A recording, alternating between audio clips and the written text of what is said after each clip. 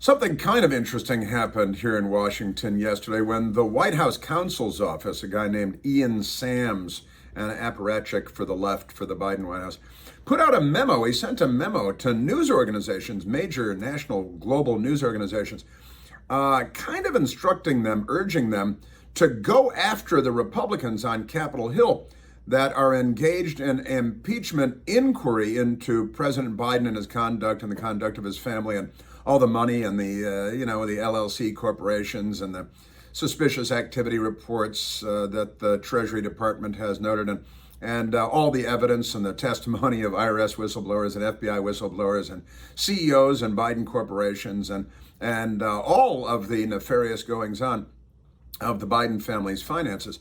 And Ian Sams sent the memo to all the major news organizations telling them they should go after the Republicans because they're pursuing this demonstrably false effort. That's the language that he used. I think he's a lawyer. He's in the counsel's office. Now, demonstrably false is a turn of phrase that has actual meaning. It means that you can demonstrate that these claims are false, which is, of course, completely untrue.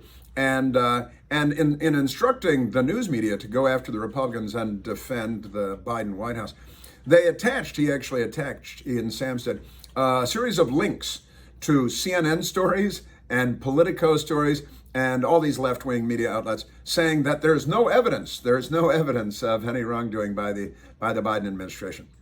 This is a fascinating development. It does remind me of the old Benito Mussolini definition of fascism, which Benito defined as a merger of state and corporate power.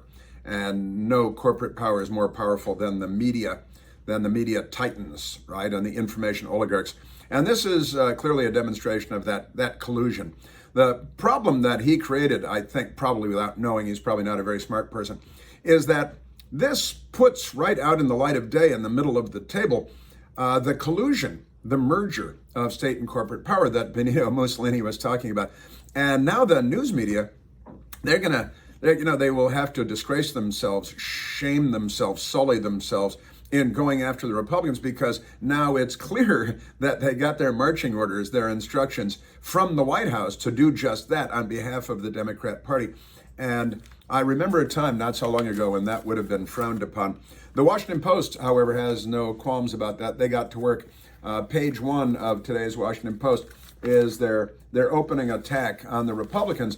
And now it certainly looks like they're doing it on explicit instructions from the Biden White House, because that's what it is. Shape of GOP inquiry unclear. It's unclear. And then they go on to attack the Republicans, as you might expect. If you would go on to page 2, which some people do, you'll see the next attack, this one on Kevin McCarthy, because they say that, he's got a phony investigation going on here. And that's, the news media getting to work, doing what the White House told them to do. It is proof positive of the collusion out in the light of day of the Democrat Party, the Biden White House, and the news media, and of the merger of state and corporate power. Thank you, Benito.